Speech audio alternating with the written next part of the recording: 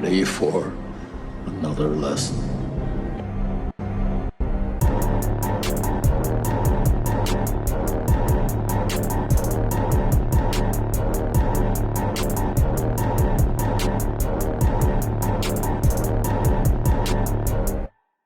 What's up, everybody? Welcome back to Back Row Banter, your favorite casual movie talk podcast. I'm one of your hosts, Adam Schwartz, and on today's episode, we got some release dates changing in the news today. We'll get to that. No trailer talk this week. Unfortunately, the streak ends tonight. What a sad day. We'll get to the news streaming. It's a rather light week this week, unfortunately.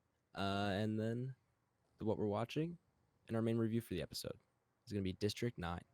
District 9. But before we get to any of that whisper over there comes from...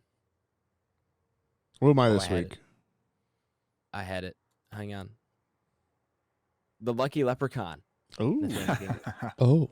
Yeah. It's getting into that time. We're in that area, huh? Yeah, we are. Am I the most leprechaun-y out of us? I guess so, maybe, right? I don't know. Yeah, I got the green room rocking. That's true. Do you have any red hair in your beard? No, I'm mostly dark. I have a ton of red hair in my facial hair. Yeah. Do you really? Well, we'll see what your name is. I didn't even know maybe we'll trade. Something like that was possible. Yeah, you can really see it in the light. Even Leah's like super surprised by it sometimes. She's like, "Oh my gosh!" Well, She's Justin's like, hair so much red hair in your beard. more we auburn. do, Yeah. Yep. That's true. I can see that. My mom's super white, super Irish, so That makes sense. that's where everything else comes from.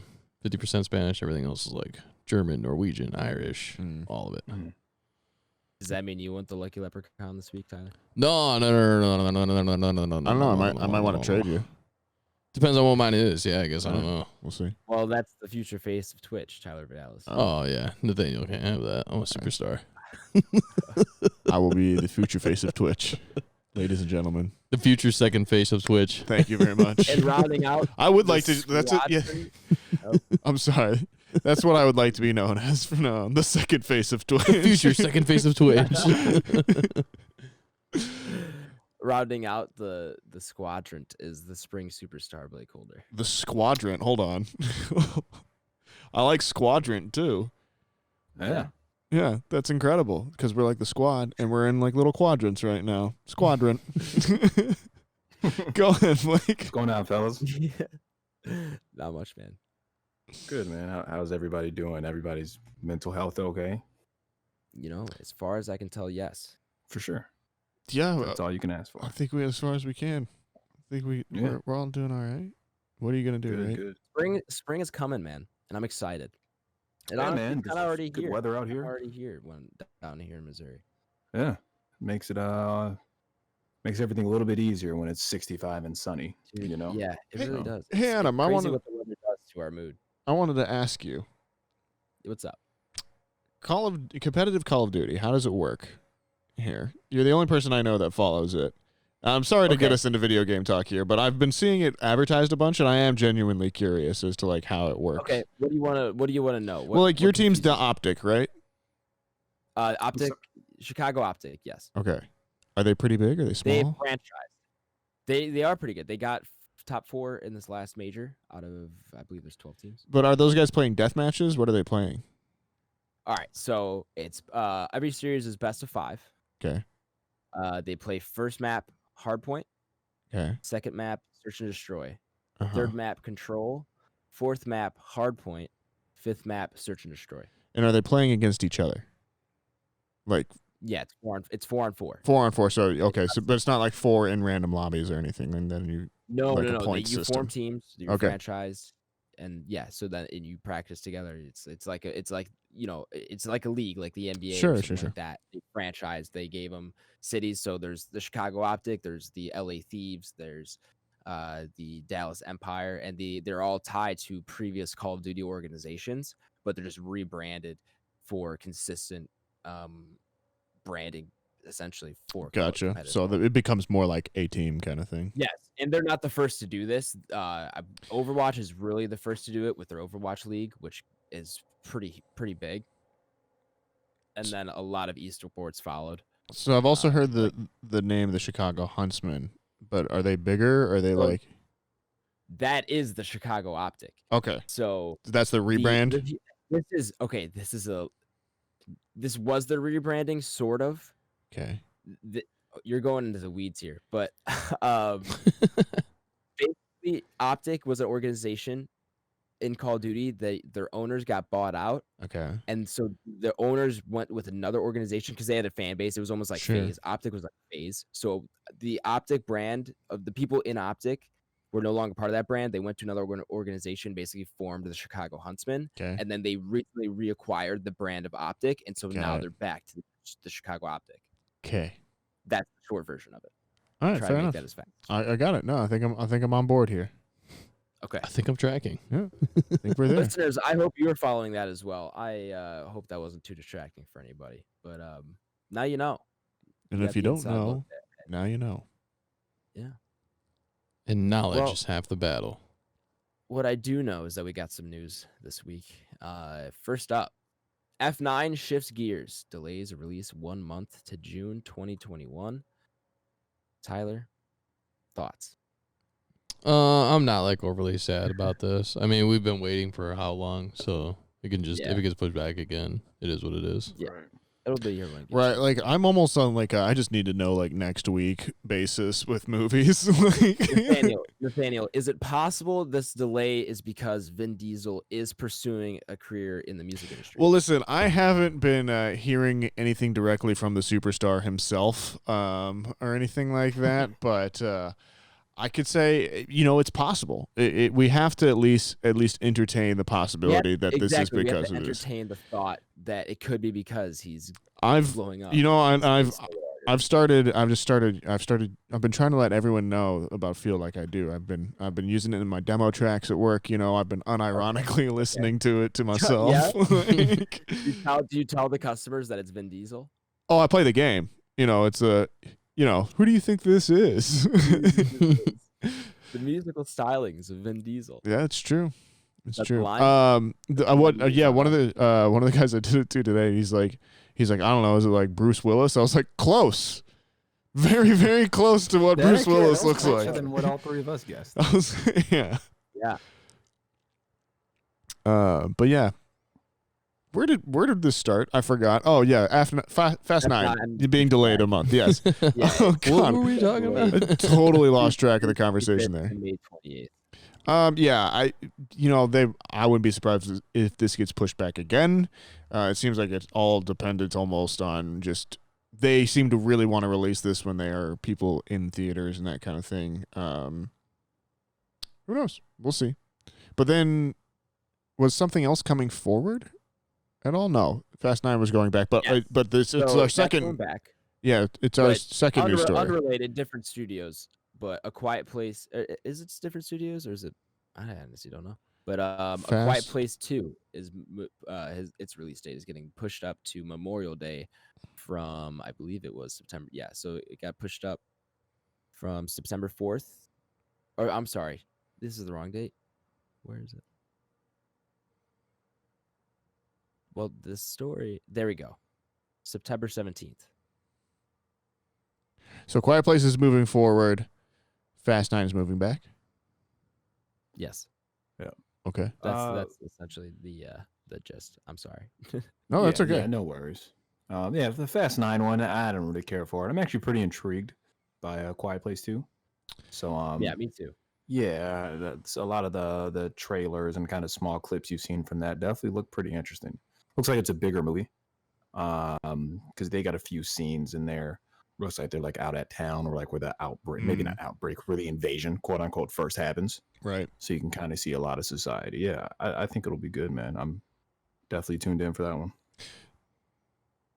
Yeah, I think Quiet Place 2 will be interesting as well. It seems like they might have gone away a little bit from like the kind of gimmick of the first one, which was just everything was silent, and it seems to be there might be a little bit more audio in this kind of one too, which is good, Sure, I think, yeah. in the long run because it allows you to kind of move past that storytelling wise and everything, kind of tell a different story. So I'm excited for it, definitely. I agree that they should try some new storytelling things, but I also do really like what they did with the quiet audio. Sure, yeah. No, I think I agree with you, and it is really effective. But like, what I am happy with is like, you know how like the Paranormal Activity sequels, like every single one of them had to find like different ways to be a found footage film again. Where if like you kind of break that in the second one, or at least like kind of wean yourself off of it, you can at least allow yourself some other options there too. I don't think like by any means that they're not going to have those moments of those same silence, and it's definitely going to be the source of tension still for sure. But I don't think it'll be like the whole movie built around it, obviously, because then it'll just be doing the same thing twice. What's next? Well, we reported a little bit last week on how New York City was reopening their theaters early week of March, and we got to see, the first week of March, and we got to see the results of that this week with box office pops upon New York City theaters reopening. So overall revenue has increased as much as 14% for the weekend. Wow. Yeah. Did they say what the number one movie was? I believe Raya and the Last Dragon was really has to popular. be. And same thing with Nomadland is what the story said. Apparently Tom and Jerry's been doing well too. Yeah, Terrible. that's what I heard as well. But I don't know. Is there hype behind that? Or is that just No, it may just be because it's a children's movie and their parents are all going insane. But true. My mother and my brother watched Maya and the Last Dragon. They said we would all love it. So big recommends from them.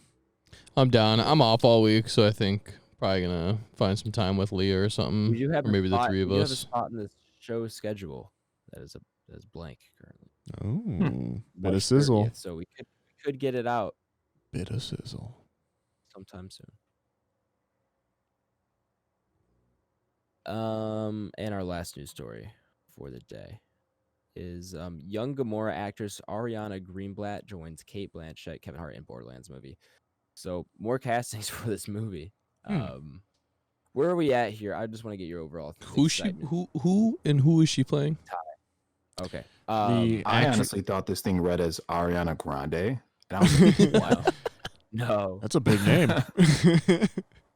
It's the actress that played the young Gamora character in Endgame. Yes. Oh, She's okay, sure. Yeah. Tiny Tina. Oh, okay. I don't know. Yeah. cool Tiny Tina is this just mastermind of a weapons maker, and she's completely lost her mind. Her best friend is a bunny, a stuffed animal bunny, who has a giant bomb strapped to them.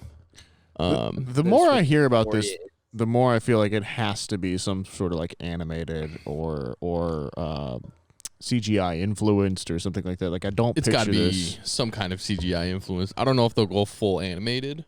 You think it'll be maybe more like the Bill Nye,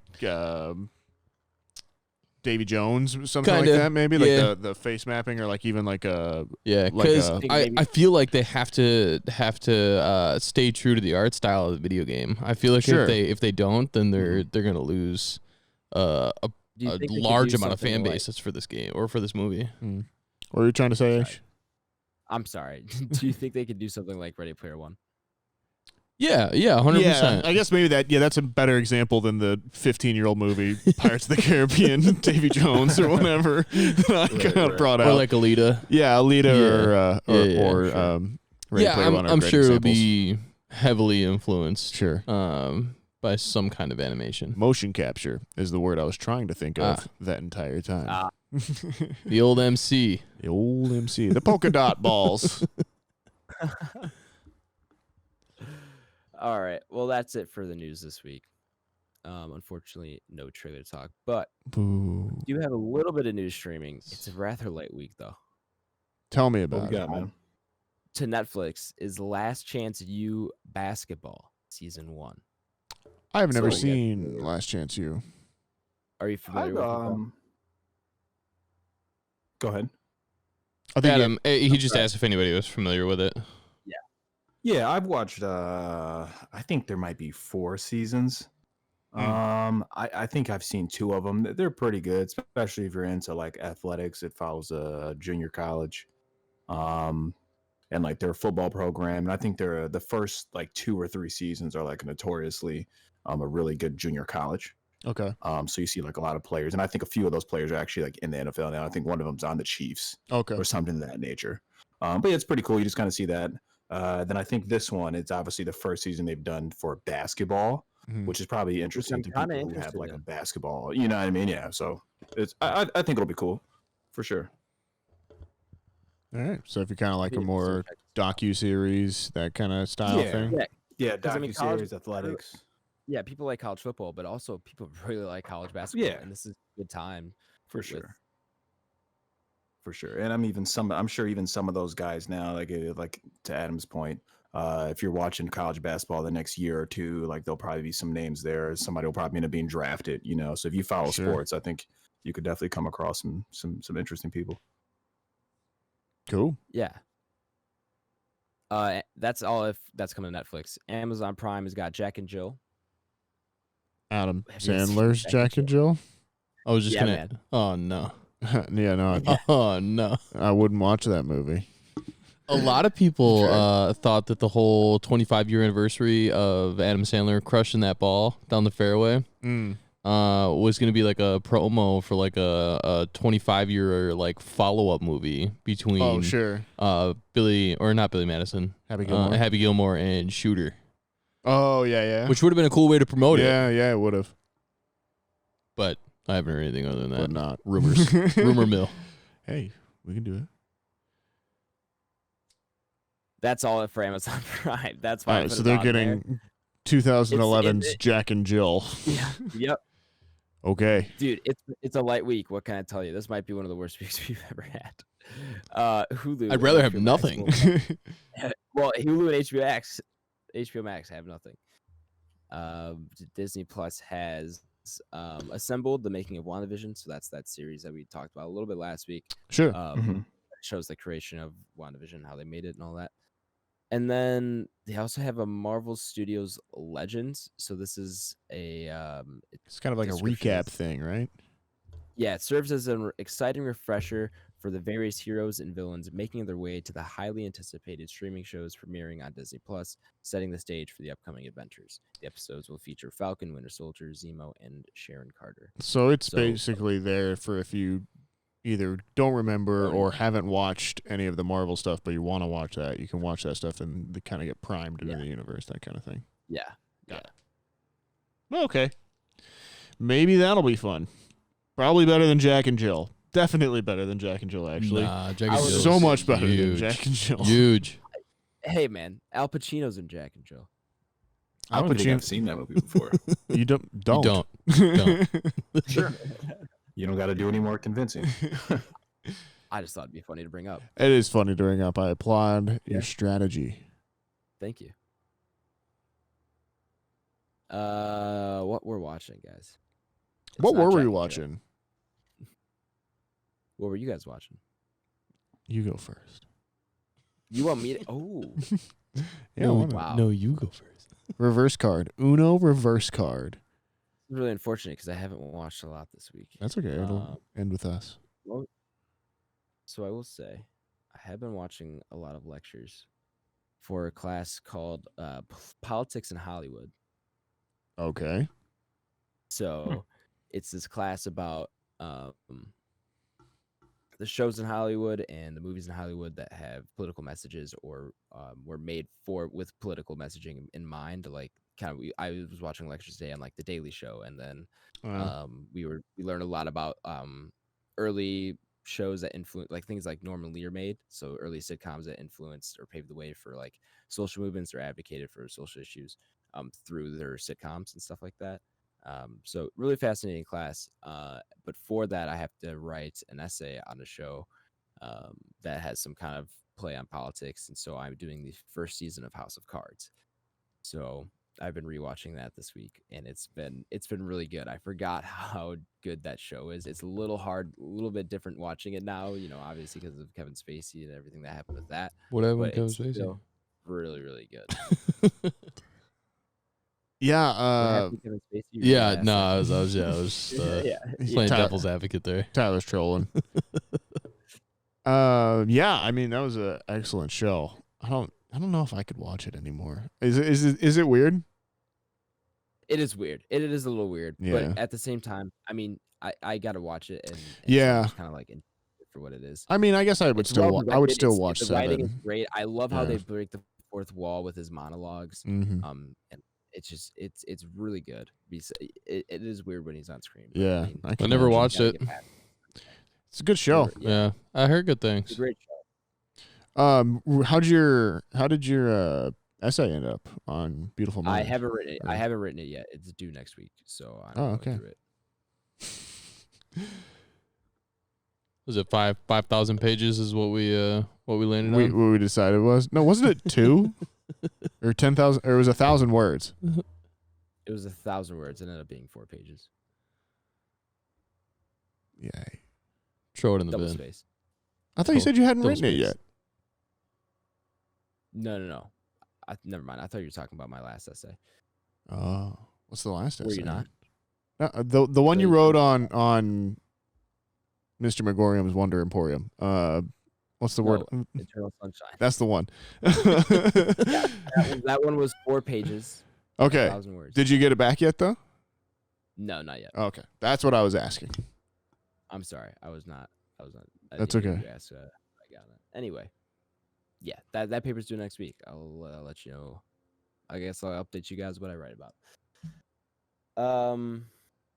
Yeah. So also watch some Big Bang and then Modern Family. 2 things I think I've mentioned, but Modern Family is just so good. I find myself just laughing out loud at it so often.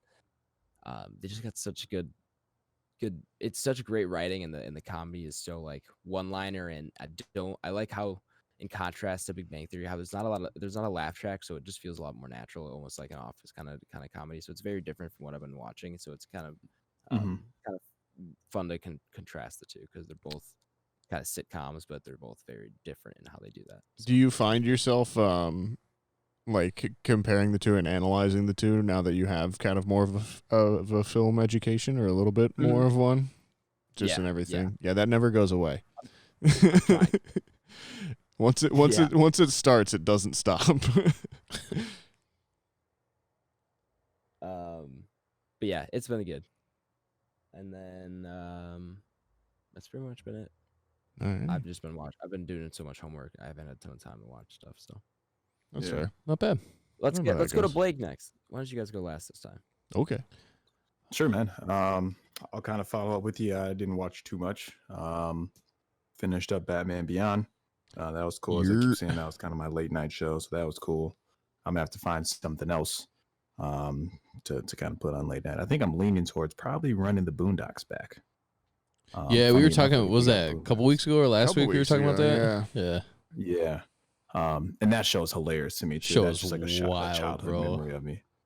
Uncle Ruckus. So yeah, man, that show is hilarious. Motherfucker's dude. wild. So yeah, I ended up finishing that. I did get to one movie. I actually watched No Escape. They put it on Netflix. That's Why do I it's know kind of that? like a thriller action joint with Owen Wilson. Oh, okay. I And do dude, remember actually that. thought- yeah, and let me actually pull that up here, because I kind of thought the same thing, because I saw it on Netflix, and I was like, oh, I know what movie that was, but I didn't really care to watch it. And I got really bored on, I think it might have been Thursday evening. I was like, you know what, I'm gonna see if I can go ahead and watch it. But it's good, man. I was surprising knowing Owen Wilson's obviously more of a comedy. Are they actor. like in a foreign country in that one? Yeah. So Okay. the play is, it's Owen Wilson, his wife, and their 2 kids. Yes. They go to, and I don't want to say the wrong Asian country. So, but they go somewhere in Asia. Sure. And at that point, the government is being overturned. So basically, it's what's the word for it? I think it's a coup. A coup. I believe is Yeah. the word for that. And they're there, and like immigrants are being like slaughtered like on fucking sight. Wild. You know what I mean? And Right. like they're slowly starting to realize like that, and they're like, okay, like we have to get out of here, otherwise Sure. like, we're fucked. So yeah, it's a pretty intense thriller, man. It's actually way better than I thought it was gonna be. Sure. So yeah, I was certainly pleased with that. But yeah, those are the only 2 things I got to. So that's Escape with Owen Wilson. Let me see if I can see who the his wife in that is. Lake Bell. I don't know if any of you Oh, guys yeah. know who she is. She's Looks like she's been in a few things. yeah, she's pretty famous. She voices Poison Ivy on Harley Quinn. Yeah, I that's was who just that gonna is. say, it looks like Got she's in here credited for the Harley Quinn show you Yeah. guys are talking about. That could be another late night show for you if you haven't watched Yeah, it. actually, Harley Quinn. What's that on? HBO Max. For sure. I'll get to it. But yeah, man, that's all I got to. No Escape. I would recommend that. That was way better than I thought it'd be. I kind of went in with low expectations. Like I said, I saw it on there and I certainly knew what it was, but it's always something I kind of just browsed by. Sure. But certainly surpassed expectations. So that's always cool with movies. Yeah, it's always great when you like going with no expectations or like you go in blind to something and it really exceeds all of those. That's always a nice moment. Yeah. But yeah, that's kind of it for me, fellas. What's going on with you two? Ty, you want to go? Or you want me to? I mean, I just I know I have friends. I There's know you have friends too. Yeah. We're all right here, Watching bud. friends. There's a hunting show I talked about on pod before. It's called Man Eater or Meat Eater, sorry. Man Eaters with Britney Spears. Very different. And Doesn't Nelly Furtado have a song called Man Eater? Yeah, she does. probably. Yeah. I'm sure Kesha does too. Maybe that's what I'm thinking of. Kesha's is actually called I it's think called you are thinking of Nelly Furtado. it's called Cannibal. Yeah. Yeah. Nelly Furtado's great. She is. I actually love her music a lot. But go ahead, Ty. Nah, you guys are good. We got plenty of time to sidetrack, seeing as nothing's happening. And all of our watch lists are relatively short. Yeah. So yeah, Meat Eater was really good. They got a couple of different new episodes on there, so I was really happy to see that. It's always just like a really 8:00 in the morning, relaxing, have my cup of coffee kind of show. Did we ever finish The Repair Shop? No. It's always a good one too. I don't know. Have you guys seen that new episode or that new season of Forge of Fire yet? No. No, we haven't. Maybe that'd be something we could start up I and kind of get want to to. get back into that. Yeah. I really don't know if I have anything else, unless you're gonna probably jog my memory. Initial D, we got into a little bit more. We did. We've been working through Initial D. Yeah, I don't know. I Okay. Yeah. I watched. Watch a movie this week. Well, I watched The Goonies last week that I forgot to mention. Okay. Great movie. Yeah, great. I've forgotten that I'd seen it once as a kid, and then was rewatching it again. So again, almost like a new movie to me. Yeah. Awesome. Goonies is fucking awesome. Yeah, it's great. I also watched Back to the Future after Thank God. after last week talking about that. So yeah, that was great. I had seen that before as well, but it'd been so long that I almost forgot certain parts of it too. One of the ones that we watched was Ralph Breaks the Internet. Yeah. We watched that after WandaVision, or Wreck-It Ralph 2, as it's kind of known to me. I'm mixed on that one, man. I don't know about that one. It's got okay. It's got some pretty cool moments. I think like when they're traveling through the internet's pretty cool. The first time they're like more like show moments, like, oh, that's a fun imagining of that. It's not like a story. Like the first Wreck-It Ralph has a great story, and that's I think like makes it a little better. This one just felt like Disney phoned it in a little bit. Yeah, on my part. It's okay. It's not the greatest. Yeah. I had higher expectations too. Sure. I think. Anyways, back to the Future, still great. Forget how horny his mom is for him, like a lot, like. A creepy amount, and then they play it off as a joke, which is fine. But yeah, there's a lot of odd vibes in there too in some places. And then look what Game of Thrones did. Yeah, no kidding. The big one I got to this week was Train to Busan, which I remember that's good. coming in on this. Yeah, so that's one that another one of those kind of like I've been talking about. Where people have recommended it to me, and I've gone to watch it a couple different times, or I've thought about it, and I've just been waiting for the right moment. So last week I was like, it was the right moment for Train to Busan, and it's excellent. It's very, very good. Everyone says that's so good. Have you seen it, Blake? I need to get to that. No, I haven't, but I know exactly what it is. Yeah, dude, it's a good one. It's on Amazon Prime. It's pretty much like the definitive 2010s zombie movie for me at this point. Like, okay. If you go, it goes like obviously you have your Night of the Living Dead's, Dawn of the Dead's, the original, and then like the crazy 70s zombie and all that kind of stuff. And then you get to the 28 Days Later and the Dawn of the Dead remake. Yeah. And then that kind of like ends with Shaun of the Dead for me. And then there was like that era of just like really crap ones. And then we talked Dead about The Walking out. Dead, and then this, and it's kind of a shame because a lot of people pass up on this because they were so burnt out on The Walking Dead. Which is exactly what happened to me with it. Yeah. And like 2010. Oh, sorry.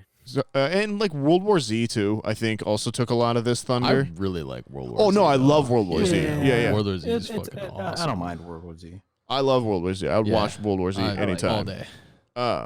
But this actually pairs really, really well with that. It does. Similar storytelling. You could almost put it in like the same universe, just having a different continents. in different areas. But yeah, sorry guys, we haven't even like talked about this at all. That basically tells the story. It's a businessman who is trying to get his daughter to his ex-wife for her birthday, for his daughter's birthday. They decide to go on a train ride from the city they're in. It might be Seoul. It's in South Korea. To Busan, and while they're on the train ride, like basically the zombie virus starts to break out and everything, and it soon becomes kind of like a group of people on the train, and they're kind of moving car to car. Really good storytelling, really good characterization, really good character work. My only complaint on it is it's a little bit hard sometimes to understand where the characters are on the train. Particularly because all of the signage is in a language that you can't read, but also because it's like every car is obviously the same too. So there's just certain shots where you're just kind of like, are they in the back and in the front? Yeah, you don't know how long is this thing? Yeah, you don't quite know who's who and something like that. It's hard to scale. Yeah, and like they break a couple of like quote unquote film rules in terms of like if you're conveying direction, you always want to have your characters following the same direction or something like that, or always moving across the same area of the screen. Sure. Just like little things that that kind of drive my brain crazy sometimes. But overall, just really good movie. Continuity. Definitely. It's not even continuity. It's just style choices. Like like the easiest example of it is called like the 180 degree rule. So basically if at any time you're on the screen, you don't have either camera break the plane of 180 degrees from each other, because it just naturally causes the audience to kind of go, wait, that shouldn't be there. It just goes funky in your brain. Right. And they do break like a couple of those other like less important rules, but still kind of nice rules a couple times, but it's really not that big a deal. Definitely go check it out. It's on Amazon Prime, I want to say. Blake, you definitely check it out. Adam, I think you should check it out. For sure. Anyone who likes zombie movies or like likes World War Z or just even like good character-driven stories, check that one out for sure. And other than that, WandaVision episode 9, the finale. Yep. Adam, you want to talk about it a little bit? Okay. No worries. Well, and then other than that, we did a ton of gaming. We did. A lot of YouTube. And then we had an awesome fight night week. We did. On Saturday. I watched a little bit of it. Yeah. Yeah. It was a big night. Nathaniel about it. Yeah. Speaking of we're deleting that out of the podcast. Speaking of Nathan. Yeah. Bleep the Nathan. It slipped. I'm just kidding. Let Blake talk. Nothing super important, but I just brought it up because Tyler mentioned YouTube. So yeah, obviously that's kind of something I watch a lot too. But funny enough, I saw one of the single greatest videos I've seen of like animals hunting. Oh yeah, on YouTube, and it was a cheetah, might be a female cheetah, where she ended up getting a springbrook, which is basically like a deer, type thing. And they had one of the safari trucks there, and I've kind of learned to this point, like animals, the reason why people are able to sit in the safari trucks and the animals not bother them, I think the animals can only see it as one figure. They can't really make out like the people sitting in the safari truck, right? Yeah, sure. So the cheetah takes the springbrook and it goes next to the safari truck, probably for some sort of shade or like shelter from other predators. Right. And it begins eating the springbrook, and it's like a really good camera. You can tell because it's like right below, like where somebody's sitting right outside. and that thing was the video was probably like 15 minutes long, not really edited, so you can see how fast they eat. But that cheetah was out of breath for the entire 15 minutes of eating. Like, And I was that's like, how fast just it was going crazy. at it. Yeah, well, and that's how much energy it exerts from Oh, running. sure. You know Just what I like mean? the effort. And yeah, I was like, that's so crazy, because like eventually you're kind of like, oh my god, this thing is like still out of breath, and then it finished eating and it was like still panting. Yeah, You know what I mean? that's crazy. But yeah, that was just like, so crazy to me. I was like, I could have never imagined like it takes that much energy for those things to run. But they are running what 80 miles an hour, so Right. like it completely makes sense. You know, what In I mean? Africa with like no water too. For sure, it's Yeah. probably 100+ degrees Right. outside. Yep. You know what I mean? So yeah, it was crazy, man. Recommend. Fucking big cats. Big Cat Blake. Insert growl Can we get here. Can we get the yeah? We have the soundboard, man. I know, I'm just trying to get to it. There it is. Hey, There we go. So So, yeah, go ahead, that was what we're Adam. watching, right? oh Yeah, no, let's, Adam kicked it off, right? Yeah. That's I right. did. Yeah. Wow. All right. man. Yeah, habit, we're all. habit. Just you usually go to me. I'm For telling like you, dude. 41 episodes straight. Well, we That's gotta bad, man. kick it. Kick it up a notch every now and then, or mix it around. Yeah, we gotta toss the ball around a little bit more on that. Like how everyone tried to find a good metaphor for that, and none of Yeah. us had one. We were Gotta- like, "We'll have something here," and none of us had one locked. Gotta popcorn it a little bit more. Yeah, yeah. Oh. Well, that's it for what we're watching. Let's get into the main segment here on the podcast, our review segment. Nathaniel, what are we reviewing today? Well, Adam, we're reviewing today is District 9.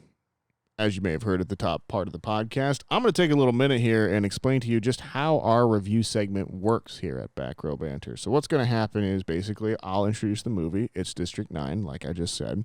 We'll talk a little bit about, how the movie was made, basically everything you can find on its IMDb page.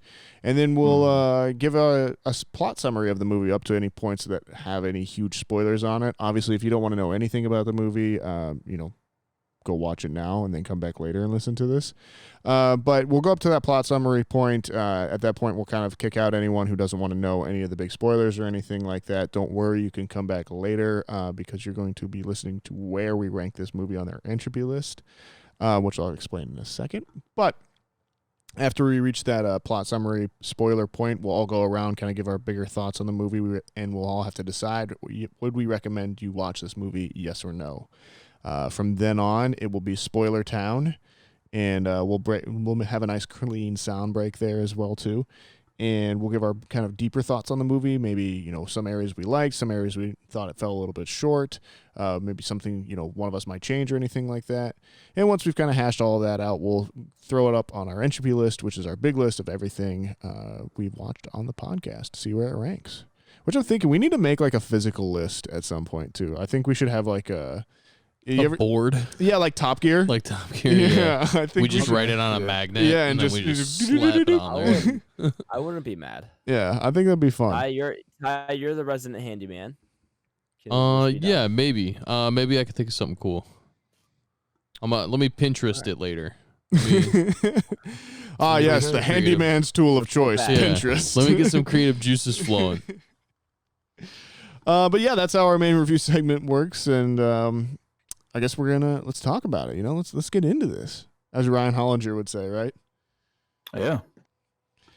So this is District 9. D9. D9 came out in 2009. It's the mainstream directorial debut, directorial debut of Neil Blomkamp. From South Africa. This is produced by Peter Jackson. It was Blomkamp was originally supposed to direct a Halo movie that Peter Jackson was going to produce, and that fell through. So Peter Jackson said, "Pick your Produce movie." this? Yeah, he's like, "Pick your movie," and this is what he came up with. So Charlton Copley is his main star in this, which was actually also his first acting role. A guy who didn't really want to be an actor, but was still involved in film, and then was in the short film that this is based off of, and then they brought him back for the for the feature film. He's since gone on to have a pretty decent Hollywood career as well. He's great. Yeah, everyone else is kind of smaller actors, TV actors, guys that have worked with Blomkamp on a lot of other stuff. It's set in South Africa. It's made in South Africa too, as well. Adam, you want to give us our little IMDb summary here, if you want? Sure. It reads as follows. Violence ensues after an extraterrestrial race forced to live in slum-like conditions on Earth finds a kindred spirit in a government agent exposed to their biotechnology. Dum dum. That was pretty good. Yeah, it's pretty good. It's on point there. That was a solid IMDb review. I would as far as the IMDb summaries go, that one's top 5, I would say. I would agree. Top 3 even. Ooh, well then. I have no idea what the other 4 are, so don't ask me. But you know, Yeah, me either. Not keeping track of this at all. But yeah, like I said, it's written and directed by Neil Blomkamp.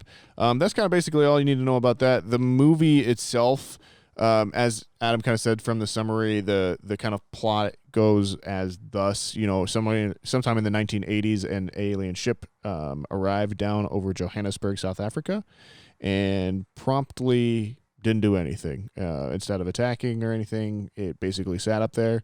Humans went up to it, found out that all of the aliens inside were sick, so they actually took them down off of the ship to an area below the ship itself, turned that into a medical facility. It then became kind of a slum area, became known as District 9. Now, 20 years later, we're following this private company, MNU, which has been hired by the South African government to clear the area of District 9 of these aliens, which are kind of derogatorily known as prawns. And we follow Vickis Vandermeer, who is played by Charlton Copley, as he tries to go about evicting these aliens from their current place and what follows. How is that as a longer version of the thing? Cool. I like that one as well. What'd you guys think? Is this the first time for anyone here?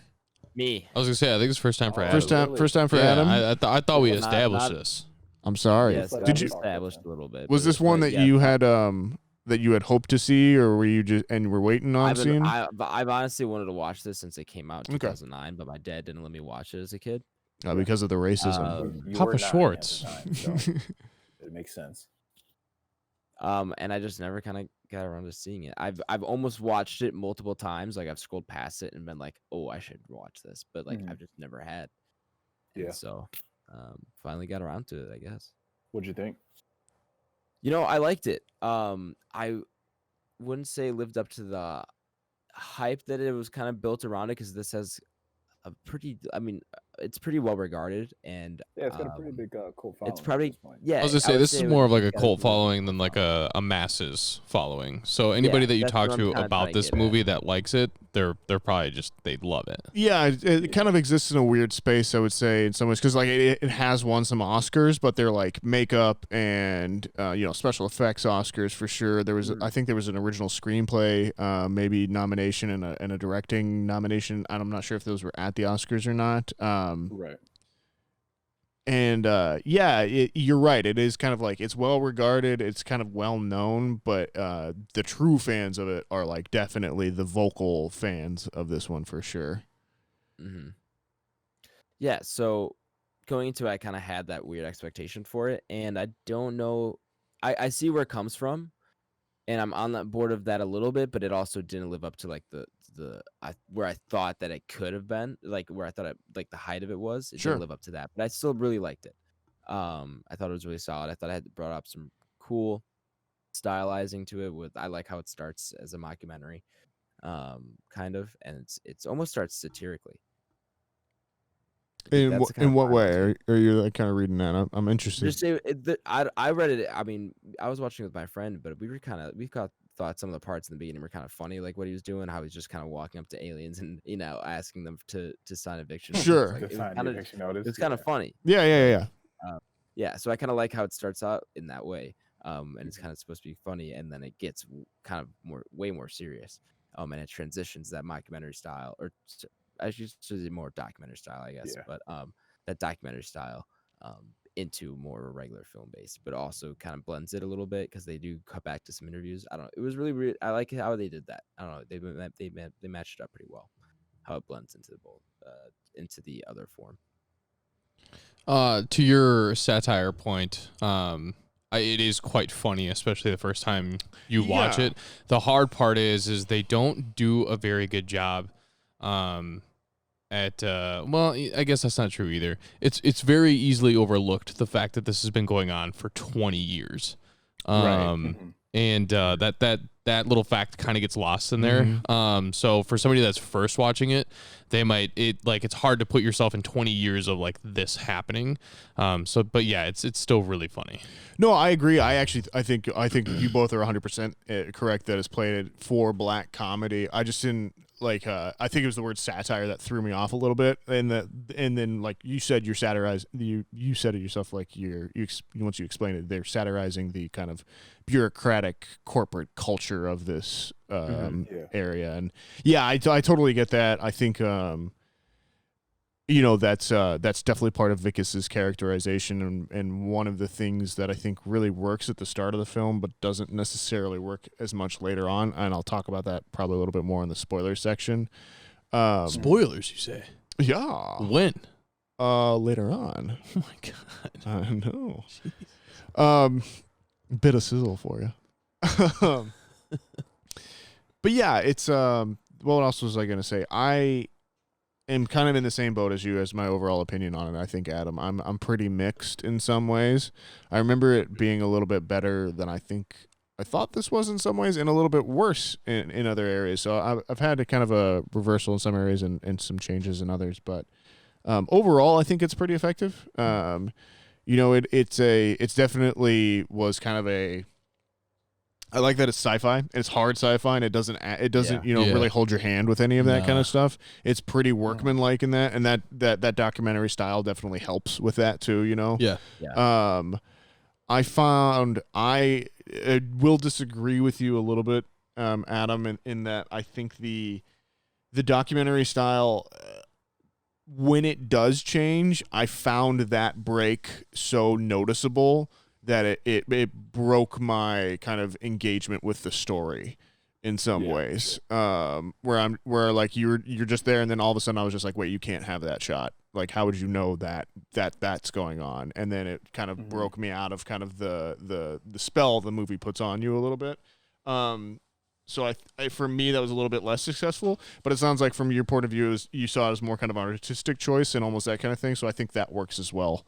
I just liked how it transitioned into it. Like I think it was smart to start out with that documentary style, but then I like how it got more filmic as it went on. I think that's how it was shot. Yeah, I think that's 100% an intentional choice. I think Blomkamp's smart enough that he makes that choice on there. It just wasn't as effective from my point of view on there. But I think if you read it as working, I think that totally works. I think that makes sense. I like it. I do see what you're saying though. It's not. I noticed it when it happened. Right.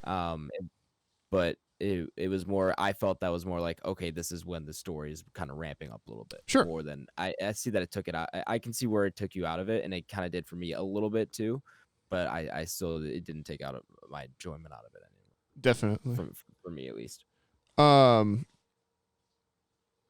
Yeah, I mean, those are kind of my initial thoughts on it, I guess. I was trying to think if I had any kind of main thing right away. I think Charlton Copley is really great in this. I think all of the actors do a really good job. In particular at those first start scenes, because you can just totally see him kind of stumbling his way through it. And we've all been sat in on those like shitty work instructional videos and stuff. And like you can see he's very much like seems a non-actor as well. I really like the violence in this. As like weird of a way to say this. No. Like it's good. The special effects and the way that they photograph the kind of violence in this is very abrupt and I don't want to say gritty or realistic because those are the words that get thrown around all the time. But the style of it is very immediate and impactful and kind of like nonchalant and ugly that way. The prawns, I think, are a really great character design. One thing about Blomkamp is he's always had great character design. You see that borne out through all of his movies for sure. Yeah, that's probably what I go for so far. So I would You guys go ahead and give your little thoughts, and then I'll say if I recommend it or not. Give us your initial thoughts. I'm definitely gonna be a recommend on this. Just kind of overall. I definitely think it's a through and through solid movie, especially if you are like a sci-fi nut. It still gives you a little bit of that like the really like bad movies from the Sci-Fi Channel. Because they like you said, they're not scared to just let you know that this is just sci-fi. So it's a little tacky in that regard, but it's done on purpose. And, I think so. I love Blomkamp. I love everything he does for the most part. Elysium is awesome. Chappie made me cry. Is Chappie your favorite of the three? Yeah, I think so. Really? Yeah, I know it's probably a little bit of a I hot haven't seen take. it. It's good, A man. little bit of sizzle. Yeah. But I also got to remember like where I was at in my life Sure. when this came out. It was in 2009. I was graduating in high school, so like, Yeah, of course. much different mindset. But watching it again now, and I've watched it obviously in between then and now. But yeah, I still think it's a solid movie. It's always going to be a recommend for me. So I still have like my little nitpicky parts about it, but For sure. Blake. Yeah, I'll follow up. I'll co-sign Ty on that one. I mean, I like this movie a lot, to be honest with you. This is the first time I've seen it. I'd probably say about 2 years or so. Okay. But this is one I remember seeing this like in theaters when it first came out. Mhm. It's just a sci-fi movie I just thoroughly enjoy. So I'm going to be a thumbs up recommend, especially as to Tyler's point, if you are somebody who does enjoy sci-fi or like alien invasion, or something of that nature. I think you'll enjoy it. Cool, man.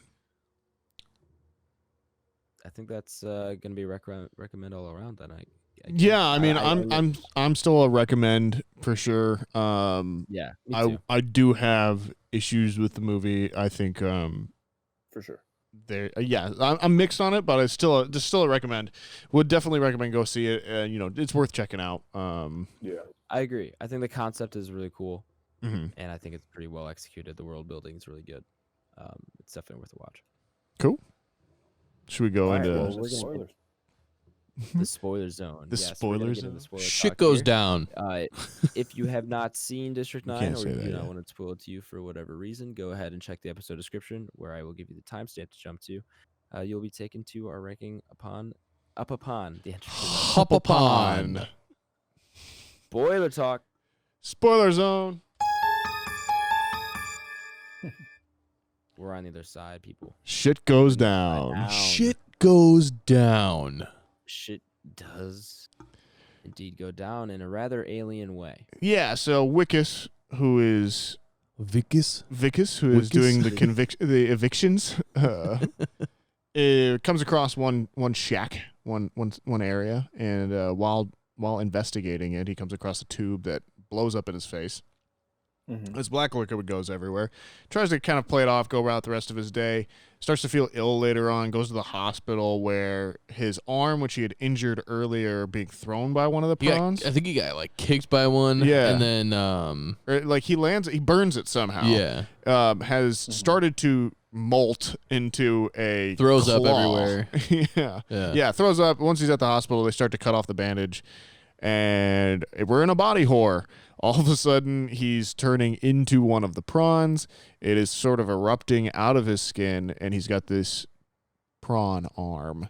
MNU, which is revealed as the world's second largest weapons manufacturer, kind of immediately stitches him up, puts him in isolation, and starts proving that he can manipulate the aliens' weapons. Yeah, so the weapons can only be manipulated or used by the alien species, and now that he's kind of becoming one of them, he can do it as has well. a mix of alien and human DNA at the same time. So MNU decides they're going to kill him. They're going to cut him up. They're going to figure out what they're going to do so that they can make these mass-produced weapons, or these weapons mass-producible. Vicus escapes and goes to live in District 9 for a little while. Alien strength. He goes on the run in District 9 where he eventually runs into the same aliens from earlier that had obtained the Christopher cylinder. is Yeah. his name. Christopher Johnson. And I love that's his name. Right. I love that. And yeah, so they find each other again. Christopher tells him that he can reverse the metamorphosis that has taken place, but he has to get back up to the ship. And to do so, they need more of the fuel, which is what is revealed to have been exploding into Wickus's face. And to do that, they're going to have to break back into MNU, which they do. At which point, Christopher realizes that the aliens are being experimented on, and sort of this genetic mutation and research is happening. They're being gutted, and they're being used as like just probing machines. Yeah, and they're just destroying them. He and Wickus then escape MNU again to try and get back into the ship. When they're going up there, Christopher says he's going to have to take longer, and Wickus is going to have to wait to have his body returned to him, basically, because Christopher needs to go back home to bring. We don't really know why, but to get help. Yeah, to get help so that he can help out. Allegedly, his species. You never know. His species. Wickus doesn't like that, hops in the plane with Christopher's son, gets up a certain distance, the military descends on him, grounds the plane. Ship. Christopher then comes back to the ship. Wickus is saved by Christopher's son, who activates all of the remote armor around, which Wickus then takes control of, allowing Christopher and his son to escape to the ship, and off their merry way they would go. 3 years later. And then we see some time has passed, and we see Wickus in full prawn form. Allegedly. Building a flower for his wife. Allegedly. Out of a tin can. But there you have it. That's District 9. Holy shit. Yeah. I Shit mean, went down. told the story well. What are your feels here, Adam? What'd you say? What are your feels here? So I like this, but there are some issues, and I think my biggest issue might be the writing. There are some really bad lines here, and it just, if anything took me out of it, it was that, because I'm okay with, like, I don't need Tarantino level writing and something like this, but I do need some kind of good writing, and because when it's bad. When it's bad like this, I notice it, and that's what takes me out more than the switching to the documentary. That was what really took me out of it. And it's besides the writing of the dialogue and stuff, the story itself is, I think, pretty compelling for the most part. But it takes such a dramatic turn to like an action film that I don't know. I don't know. I have mixed feelings about that, because I would have liked it to have seen where they took it if it didn't get so actiony and they kind of had more of like a political take on it, because that's where I felt like that was kind of going. And I'm not mad that they switched to the action film kind of stuff, because it was cool. I liked it. Nathaniel's point about how visceral the gore is. I really like that. So it had some cool concepts. I really like Blomkamp's world building, because you kind of everything that happens you can see kind of happening if the situation were to go down. But I don't know. The character design is great. The CGI is really good. And it's really cool to have not cool, but interesting that a movie from 2009 had that concept level of and execution with the CGI. I was really impressed how well that held up. Sure. I'm with Adam on that. I mean, the CGI and this looks really good for a what is that now, a 12-year-old movie or whatever it is, a 11-year-old movie. I think I also agree with him too, just in terms of how the movie originally started, and just kind of the themes, or just kind of the cinematography you kind of get of it at first. Where to Adam's point, like you said, it is just much more of kind of a documentary. And then, I mean, out of nowhere, it just turns into like a full blown like fucking action film, which is also cool as well. But I like, you know what I mean. But it certainly comes out of nowhere. And I do like the first half of that better. I think I just find the first, and it might not even be half. That's probably the first. Maybe it's probably the first act. It's probably the correct word. but I like that play so much better just on like the societal view, right, of how like they look down on aliens, right? It's very oppressing. You can obviously kind of translate that to like the human world now with like minorities and things of that nature, right? I think that where it was like a really good film, and then boom, it just went full blown action. On top of that, is that kind of what you're thinking, Adam? Yeah. Where? So yeah, when you say I would have. when you say it goes full blown action, are you saying like is there a time when you're talking about it? I'm curious. Like Blake, when would you say it goes full action, and then like I Adam? think, yeah, dude. I think it goes full action when they have to go back in MNU to get the fluid. And then you see Chris kind of have like that realization moment where he's looking at one of the dead species that he has, or his own species, right? I think that's Paul from earlier in the movie, the one that's with him, like when they're. It could be for sure, yeah. Who kind of took, and you see he kind of took the brunt force of it because he kind of knew what it was. And he's like, I basically got to go out here and die, otherwise, like we're permanently fucked. You know what I mean? I think at that point it kind of turns into a little different movie, but I'm still okay with that. But I definitely would have liked to see a full length movie just on like the societal aspect and like oppression and things of that nature. Adam, is that kind of where you think it switches to? Yes. Yeah, no, I would agree with that for sure. I that's where when they start out the documentary style, which I think Nathaniel, you might have touched on it earlier, how they kind of build the believability of the world through that. And I think it's very necessary for that. But when they did that, it kind of led me to believe that they were gonna it was kind of gonna be something about a commentary on this kind of oppression that happened with the aliens, and I would have loved to see how that plays out as well. Just again, like Blake said, from a societal standpoint, like how that would work, how that would play out. I think that would have been cool to see. And I'm not mad that it went the action route that it did, but I also think going that other route might have, depending on how he handles it, played out maybe even better. Ty? I never really looked at it from that kind of standpoint. I think you get a pretty decent idea of like this is a military-based kind of corporation relatively early on when you start seeing the bigger vehicles and everything like that, and how they're kind of going through this operation is very militarized. So I almost kind of saw the action coming a little bit more. I didn't. I kind of knew it was going to go that way. So I guess I wasn't really planning on looking at it from like a documentary series, even though those paths still cross, and that's just kind of there for helping set up the story. Because again, what would be really cool is if you got a prequel to this and it was all just a documentary. Because again, this is happening for 20 years prior to this happening in this event. So now this is kind of like the exploding version of like what's happening at the end of 20 years and kind of how shit's hit the fan at some point. I think it's a little more tight than what you guys are giving it credit for. But other than that, there's still some loose ends, but overall, do you feel like its message is still there at the end of the movie, or do you feel like that kind of loses it a little bit as well?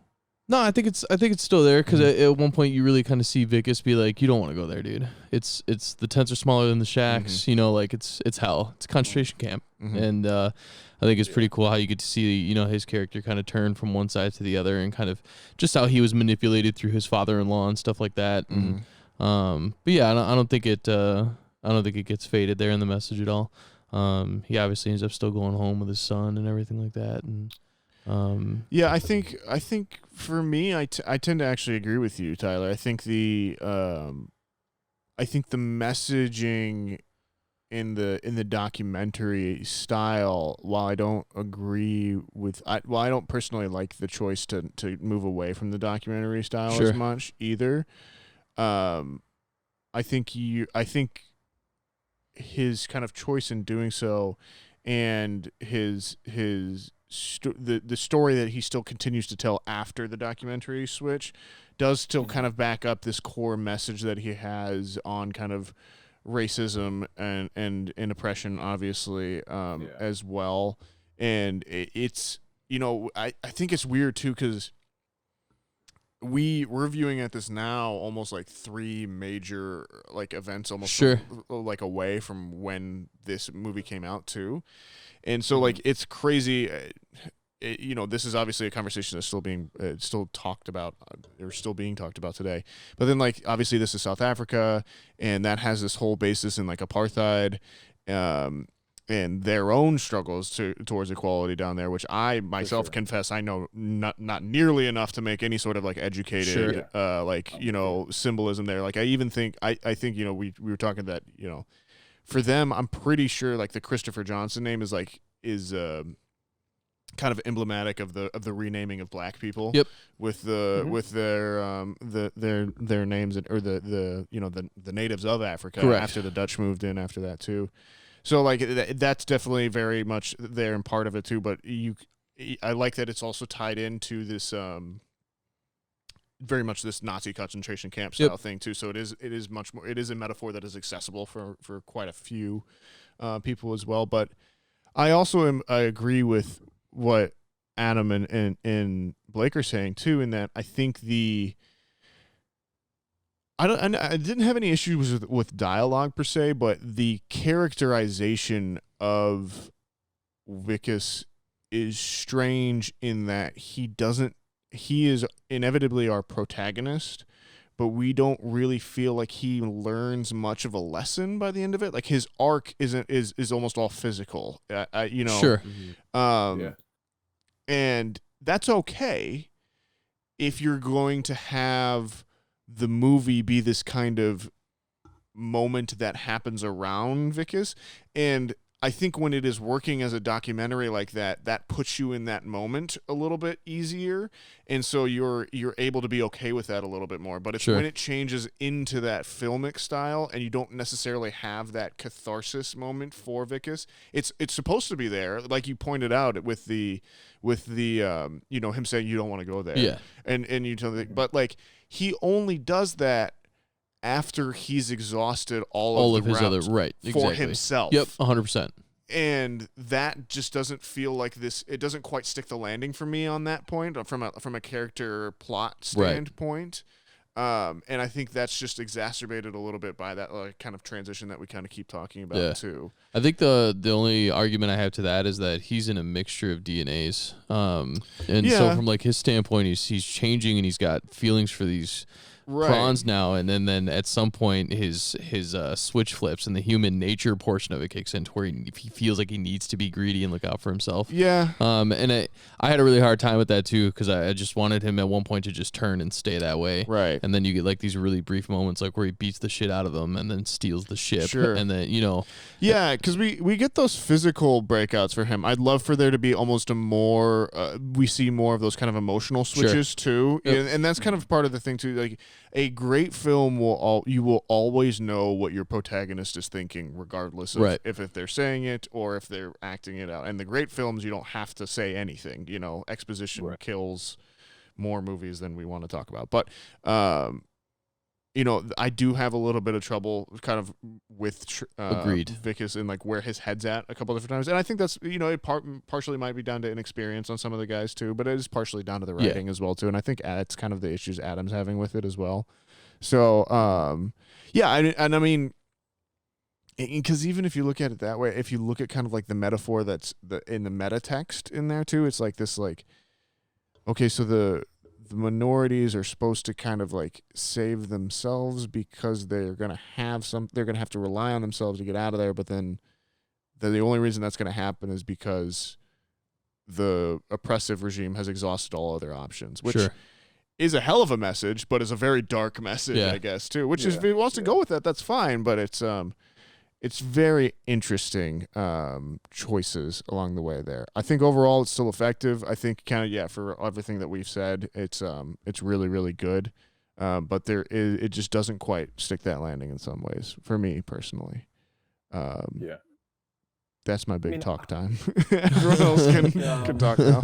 Yeah, I think you guys are pretty spot on with that, though. I mean, I do think he can get a little more credit just on his character development, because I mean, you see at the end, I mean, eventually he kind of even has the change of heart for Chris, where he gets in like that armored type. I don't know. Dude, that thing is so dope. Yeah, it's super dope though. Yeah, but I don't know what it's called. Right? But then eventually he kind of when the army sergeant guy who's like the complete jack, Kobus, Kubus, prawns, right?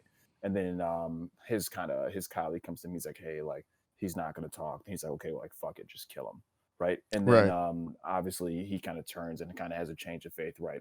Where he ends up saving him. He's like, all right, man, like get up, like I'm gonna get you to your boy, like grab this piece of metal, you know. And yeah, and he does that. Then he ends up taking the RPG bullet for him, right? Yeah, up there for sure. So he does have a little bit of change of heart. I don't think you know, it can be argued that he goes out of his way to sacrifice for Christopher and everything and like that. But I just didn't necessarily believe why he was doing that. Gotcha. That's more my issue with it is that you know, for me, his motivations to do those things at that moment didn't really line up with what we'd seen from his character so far. From the rest of the movie. Right. Sure. Yeah, that's where it is. But I think Tyler brings up an interesting point with that is that, you know, if you bring in the argument that he is both split DNA on there and he's kind of wrestling with one or the other, I think that's a really powerful and you know, great idea to have in there. I just would love to see that in the movie to you know, reflect it a little bit more. Yeah, he's not the most humane individual. It's almost he's like a jackass. Yeah, right. It almost seems like the more he turns into that species, the more like humane he is, as backwards that is. I think that's 100% the message. I think that's the choice he's going with there. People need to change. You know, and I think personally, I think Blomkamp, I think this is also like a really just jet black comedy for him. Like he knows what he's doing the whole way too. Like and he kind of revels in it a little bit. I think he kind of keeps that kind of sneaky trickster, almost like mean-spirited streak through his other movies too. And I think that's almost why some people don't relate to them as much. But I think it's kind of cool. I like whatever you say about this movie and whatever you say about Blomkamp as a director. He is a director with a singular vision and a singular style. And anytime you have that in there, it always makes for interesting, you know, text overall. So definitely still a huge recommend for me. Go out and check this one out. Those are kind of my big thoughts on it. You guys kind of have any others we want to wrap up with? I don't know. Not really. I think I'll always take a bullet for this movie. Not that like you guys had like terrible points. They were just really good points. Right. But I'll just, you know, stand on that. But back to your earlier point, like character design, the overall like CGI still stands up. Yep. I think some of the parts I had a hard time with was like the mothership over the city. Looks a little dated. You could definitely tell it's dated. Yeah. They definitely kind of mask that because in South Africa, like air pollution is a little it's heavier, so it puts that little hazy effect to it. So they kind of grind it out that way, and it still holds up, which is still pretty good. It's just you can tell. Yeah. And I think this is Weta, who obviously did Lord of the Rings. Yep. So there's a lot of they have a long history of working under budgets and making things work and knowing the tricks to hide stuff. And that I think just shows up now. I mean, it's basically them and ILM, you know, nowadays for my money. Yeah. And they're the only ones that can hold a candle to ILM. And in a lot of ways, I think they're actually better and sometimes too. But, you know, we'll talk about that later. But anyways, yeah, I think you're right there. Other than that, I love how he's not afraid to get like close-ups on the prongs. You get like that bokeh effect with everything behind them. It's very photographic at some points. The one point where he's like in the mech and he's kind of like looking up and the mothership is behind him and that's bokeh out. That's probably one of my all-time favorite shots. I wish somebody would put that on a t-shirt. That'd be so dope. But yeah, I love this movie.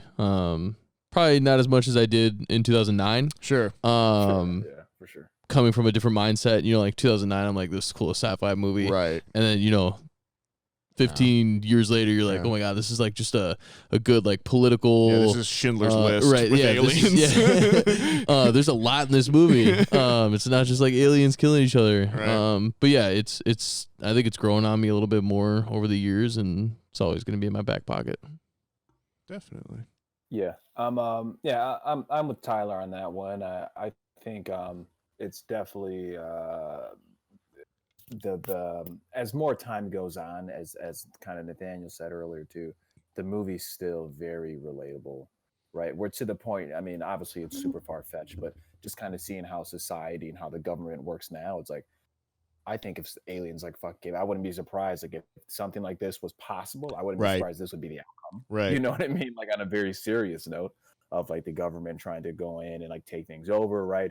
obviously, because I think that in the beginning they say like, hey, the aliens, they're kind of like mindless, right? They're not the smartest. Oh, I love that that MNU is like this third party company too. That the government just hires a weapons manufacturer to evict all these people. Like, of course they have no training. Of course they're all idiots. Of course they're bureaucratic. Like, it's great.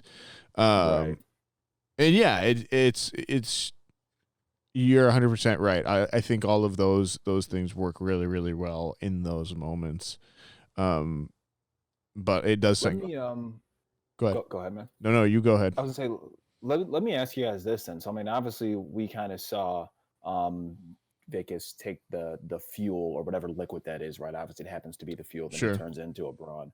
I mean, do we think that those prawns are like the actual alien species, right? Or I mean, or is there like a greater alien species that, I don't know, like these people could be like soldiers, or these people could be To like me, it was slaves. established. You know what I mean? like, They could be in servants. Sure. To me, it was established that like there was some kind of like higher up prawn that was like more intelligent. And Yeah, then like the they had majority leadership of them, that passed away. Yeah. And that's why Yeah, I think they said that they have like the workers of like that species essentially. the See, workers. I yes, kind of like the idea, and I almost read it as like that's the human's interpretation of it, but it can be completely wrong. Sure, right. Well, because I mean, look at Christopher. Yeah. Like he's obviously incredibly intelligent, Right. especially in comparison to some of the other ones that they Right. put out there. But then again, we didn't get to know them. We got to know Christopher. Yeah, and so like I think that's almost like a Blumkamp's kind of commentary there. Like I think it can be read that like he sets it up so that the actual the reason that you get that documentary style at the beginning of it is to have obviously the human's view of them and everything on there, and then as time goes on it morphs into the aliens view, kind of as we've been talking along here, and so that you get the final real story towards the end of it there. And I almost read it as like the oil isn't necessarily just fuel, but it's their reason that they're able to operate everything. It's because it is bioorganically. Yeah, it's Linked it's to their them. DNA. Yeah, it's linked to it's in the fuel, and it's Correct. it's crazy. That's why like when he gets in the mech, you hear basically like a cerebral tap drilling into the back of his skull, Right. and why he screams, because that's how they interact with everything. And so yeah. I think does he call it fuel or did they call it fuel?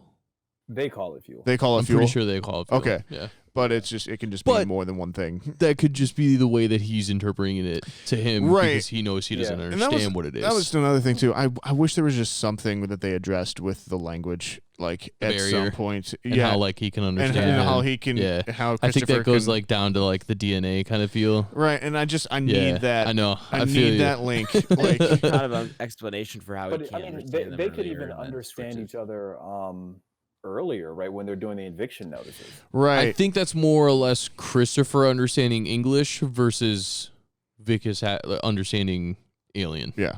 I For sure. I agree with that as well. Do you think in your guys' interpretation of is Vicus or is Christopher Johnson one of those leaders?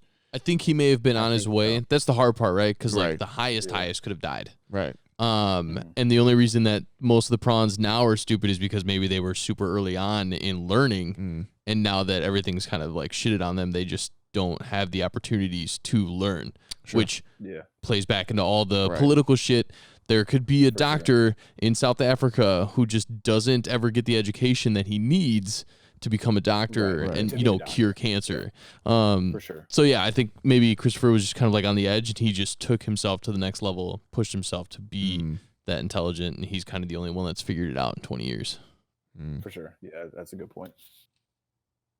I like this movie.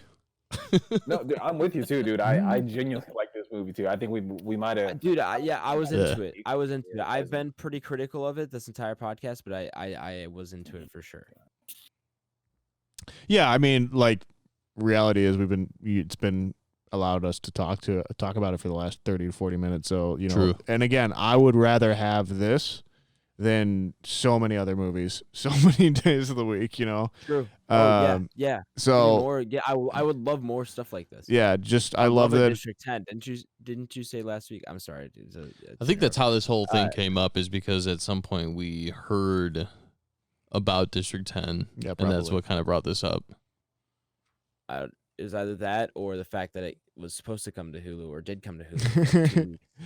And then you made Because Blake it's rent it. not on No, we both found it for free on Oh, that's Crackle. right. Yeah, it's on Crackle. If you were resourceful listeners, But anyway, should we get this on the Entropy list? I would love to get it up upon the Entropy. Hop upon. Oh, welcome back, viewers who skipped over the spoilers. We're going to rank District 9 up upon the Entropy list. For those of you who do not know, the Entropy list is Back Row Banter's official list of every movie we have reviewed, regardless of genre, regardless of anything else, all on one fantastic list. If you'd like to reference the Entropy list for yourself, you can do so by looking in the episode description, where it is linked to my Letterboxd. Letterboxd. Tyler, you're pretty high on this, man. How high are you going? I don't know. It's probably not gonna break top 10, even though I still love this movie.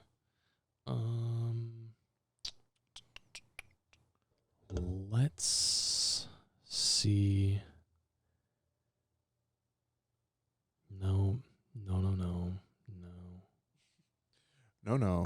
See, if we had Maybe. a physical list, we could be doing that. No.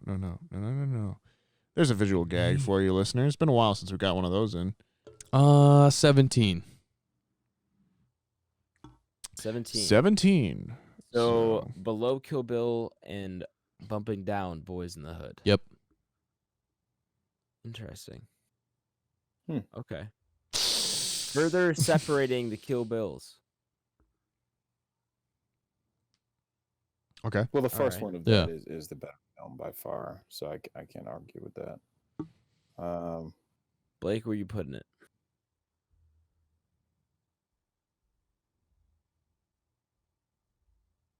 I really like this movie, man. That's what I'm saying. I think it's tough. I can't say it's better than Requiem though. Can't say that. I think I got But it in the perfect spot. Yeah. Yeah, you do, man. I mean, it's tough.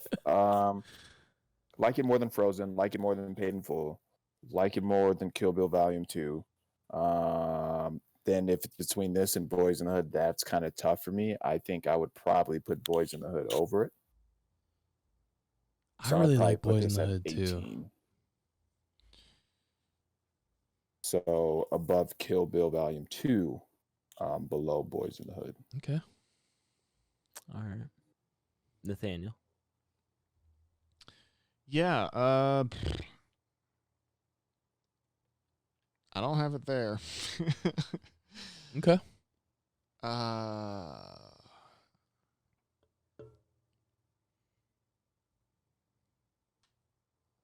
I got this in like the Insidious to Net Descent range. Interesting. Ooh.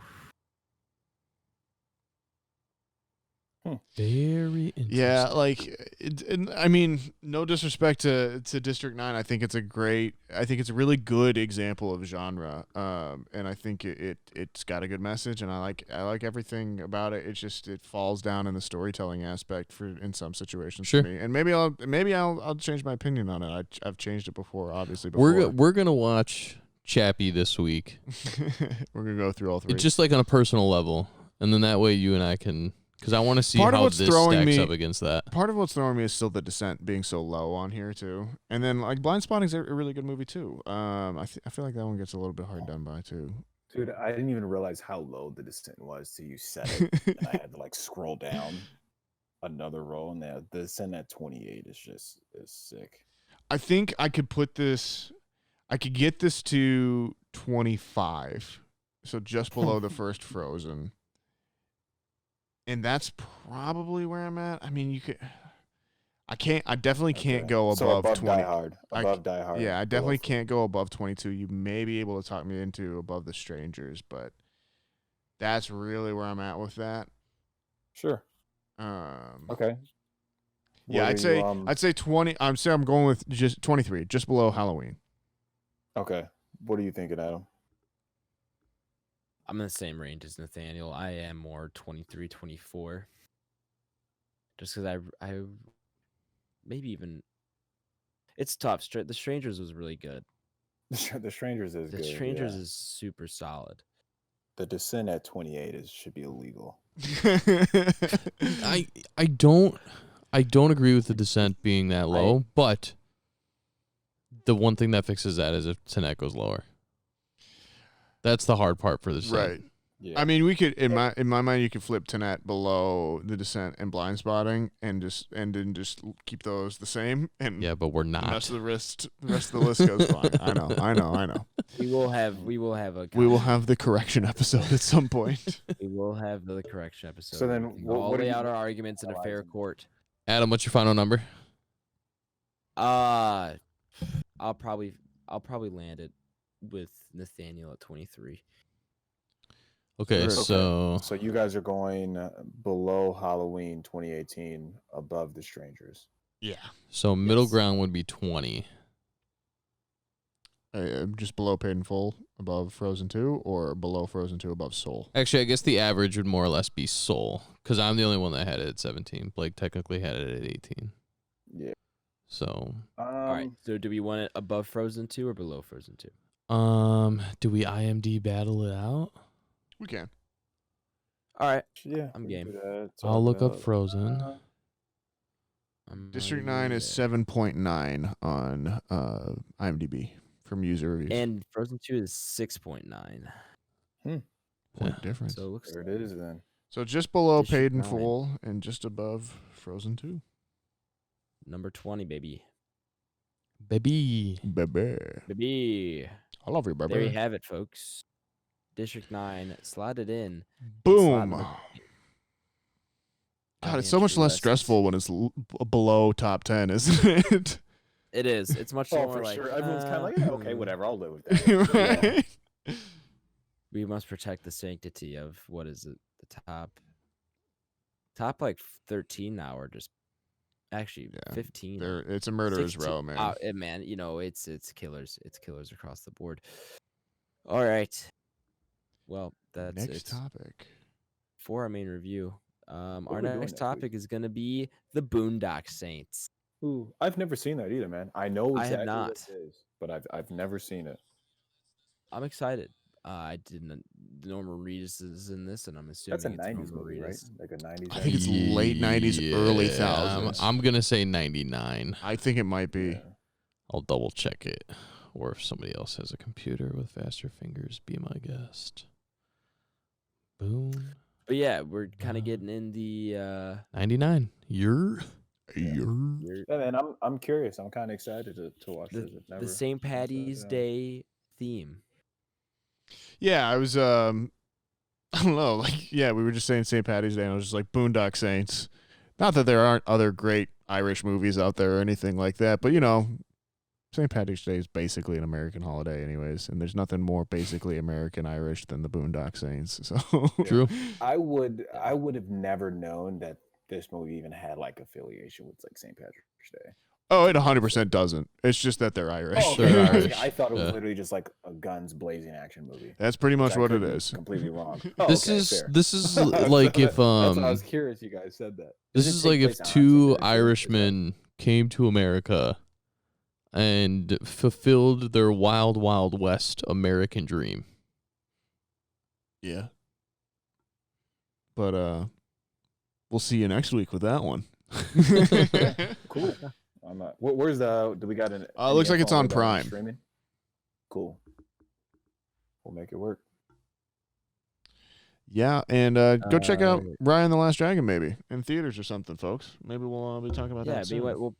we'll try to maybe fit that on the schedule sometimes. I think we should. I think we just kind of owe it to new movies. Yeah, for sure. It's kind of blasphemy if we don't cover something new. Even if we have to do a double ep at some point too. That's true. Yeah. I'm down. I'd I'm be down. motherfucking down. We'll talk after pod. We'll talk post pod. Post-pood. We do not have a 5-star review this week, but folks, if you do want to put What a are you 5-star doing review to for us, us, guys? yeah, I know it makes me sad. I know you said it made you sad last week, but I was thinking about it this week, and it makes me even more sad Well, than now I think I'm you getting are. kind of pissed off. You're getting mad? I'm crying. Yeah. Well, There are folks, tears don't make streaming Tyler down my mad. face right now. Give us a 5-star review. If you write us a I review rarely- and you give us 5 stars, I will read that review out. Adam agrees with Tyler. But if you want us to say anything on the pod, can be good, can be bad, can be nice, can be saucy. Just can't be like evil. Don't do that. Give us a 5-star review. Put it on Apple. It really does help us out. It helps us grow, which Grow. is good. Like a tree. Anything else on that side of my kind of stuff that I ran through at the end? I can't remember. No, I think you're good. That's Share the pretty much it. podcast. Alrighty. Share with a friend. Share with a family member. Share Yeah, with who should they share it with fellow this prawn. week? Yeah, if you Maybe an alien species you run into. yeah, if on the off chance, a UFO starts hovering above your house or something like that, and you make contact with them, and maybe the only way they communicate is through podcasts. You don't know. You give it a shot and try and lead off with us. We're charming and nice, so give it a shot. Yeah, we could be the #1 podcast on a planet somewhere. That'd be pretty It's cool. not here, Whoa. but on another one. We could be the catnip Not yet. of their Ah. ears. Mm. For their Well, there ears. you have it. Please follow us on Twitter at Banter Row, on Instagram at Back Row Banter Pod, Hey. on YouTube at Back Row Banter, and then our email for any questions, comments, concerns, grievances, or anything of the sort is backrowbanterpod@gmail.com. Nathaniel Gingrich, you revived the Instagram a little bit this week, sir. I brought her back, You baby. did. That was a sight to see, man. Give That was a the good old sight to see on that. DPR. Yeah, we're back. And we're on the socials. Follow Back Row Banter on Instagram, please. And maybe you'll see more of me. But if you want to follow me, you can follow me on Twitter and Letterboxd at @NSGingrich. You can follow me on Instagram at NathanielG92. Follow the Sandpiper tapes at both of those things as well. You probably look forward to maybe seeing us on the stream a little bit more. 2 guys, 1 stream is happening. Yeah, but 2 you dudes, guys 1 have been hyping stream. it up a little bit. Yeah, it's we've been picking it up. we actually hit a maximum of 10 viewers. Yeah, we did. On our last Okay. stream. That's right. We had people in the chat. Let everyone much know. fun to record We were that, talking dude. back. It was a good time. 2 guys, 1 Yeah, man, stream. Like 10 people, honestly, as low as that sounds, if people are engaging in the chat, like 10 It's so people much is, like, fun. you're They're talking to good. each other. It's a They're good talking to amount have. us. Yeah, exactly, man. It's a good time. So fun. Come hang out. Yeah. I don't even care if you like sub or follow or anything like that. I'm literally not looking to do anything with this in my life. It's just fun. I am. I'm going to be the second face of Twitch. So Speaking of Twitch, you can find me on twitch.tv/Aish if I ever get to stream. Hopefully sometime soon. You can also find me on Twitter at Aish24, and my letterbox is just at Aish. BlakeHolder finished out. Actually, I shouldn't say finish this out here, but I'm going to toss it over to you. Popcorn Blake. For sure, man. Letterboxd, BlakeHolder. I feel like a criminal because I tell you guys I'm going to update that every week, and I do not. Now I feel like I'm just lying. do it, man. Can You know what? Hey, I have no place to talk because I still have probably 13 movies on the Entropy list that I haven't even watched or said I watched on What? Letterboxd. So. Yeah, there are quite a few movies I just haven't logged. This that guy's are got up here already just on the- completely lying about every time we're talking. I knew it. I knew what you meant. I knew what you meant. That'd be very impressive. That I That that really I would know. be- I was really that'd almost be more confused. Got the impressive. cliff I notes. just fucking cheg my way through it. You just- Chegg is a cheating service that everybody that a lot. Well, I shouldn't say everybody. A lot of allegedly. math. Allegedly. allegedly. Allegedly. I don't know if even they're- have. We don't know if they're information. accurate. or not. My studies are too writing focused to ever do something like that. But a lot of math classes and all that shit. Answers are just everywhere. Yeah, in writing, that's called plagiarism. It's a felony. Yeah, but I don't Get do you a it. fine. I definitely don't do it. So I write all my shit. That's not Cat. That's how it is. True. Good to hear, man. Well, yeah, Letterboxd is BlakeHolder. What a transition out of that. I'll have Letterboxd, to yeah. log some more stuff on there. But yeah, that's it. Nathaniel posted on there, so Instagram. He tagged everybody's Instagram in there. Mine's Mr. Watercooler, same as all my gamer tags. Mortal Kombat. He wants to play that. Rainbow Six Siege. Me and Adam still got to get on that. We got to. I'll hit Schedules you in with this adult up. life is hell. Yeah, it is. But we'll figure something out, man. I'll pass it off to. We'll go to Ty. Oh, hey guys, I'm the last one. We But, popcorn today. We yeah. got wild. Yeah. Twitch, like Nathaniel said, probably hopefully gonna try and do that a little more often. We had a good time. But yeah, 2 dudes, 1 stream. Check it out. Bajo. Sometimes we have a girl in there. Her name's Gundy. What up, Gun? What up, Gun? She's a beast. played Don't with forget her? it. Huh? I feel like I might have played with her. Have I? Yeah, Probably. Gunny's a real one. But yeah, that's Nope. twitch.tv/El Trabajo TRABAJO 87. Sorry, I had a brain fart there. And then Instagram, Letterboxd, Twitter, all Tyler Vidalis, VIDALES. Adam, get us out of here. Bring us home. That's gonna be it for episode 42, District 9. Join us next week, please, for the Boondock Saints. Wow, I said that really weird. Boondock Saints. There you go. There we go. Have a good week, everybody. Join us next week, please. We'll be RB. Hey, everyone. Just want to say, go out there and be excellent to each other, and we'll be RB. Yeah, just spread love. You never know where somebody's at in their day or their journey. So, you don't want to be the one that sets them off.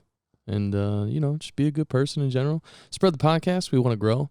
We love you guys. So, just keep pumping them out. I don't mean to be angry all the time, but if you guys don't start, putting comments or something, 5-star reviews, emails, whatever, I'm going to start getting mad, dude. They should share it. I'm going to get fucking mad. Don't get mad. Get glad. But yeah, we'll be RB. Be happy. Yeah, I'll finish it up with kind of the same message here. Spread peace, love, positivity. If there's ever a dark time, there's always a light at the end of the tunnel. So keep chugging, keep pushing. Yeah, we'll be RB.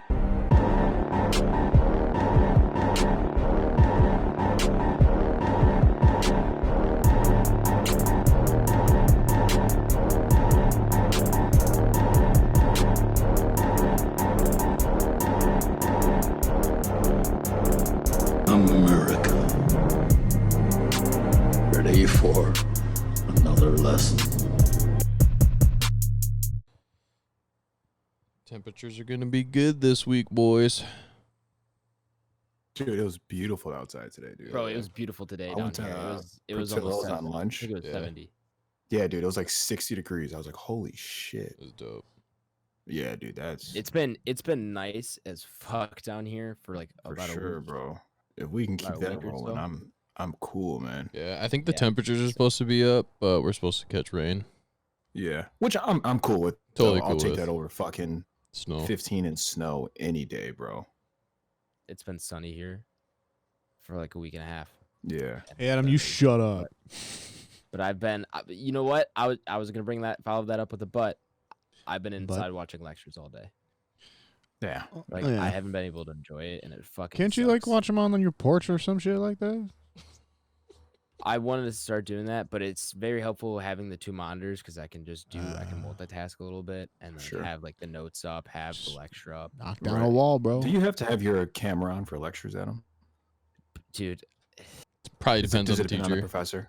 it depends on the professor. So like my Yeah. one class that I have on Tuesday, Thursday is actually split up so that I go in person on Thursday, but I am on Zoom on Tuesday. Uh-huh. Because it's supposed to be an in-person class because it's an honors course class, and so it's supposed to be discussion. Sure. So I do it on Zoom on Tuesday, and he's like, everybody has to have their camera What on was and that? like kind of be participating a Remote. little bit. And Mhm. then my other classes, my film class, he's like started out like the first like 2 weeks, people had their cameras on, and I put my camera on just because I wanted to show that I was like invested and stuff. For sure. But then like third week, no one has their camera on. And, like, Yeah. I had my camera on for like half of one class, just me, and I was like, "This is weird." So I turned it Yeah. off, For sure. and I haven't turned it back on since, and no one has in like 4 or 5 weeks. For sure. Bunch of pussies. Yeah, but I have it on. This is what you see. I mean, on Discord, this is what I am in my Zoom class. So Yeah, right, people exactly. see this. It's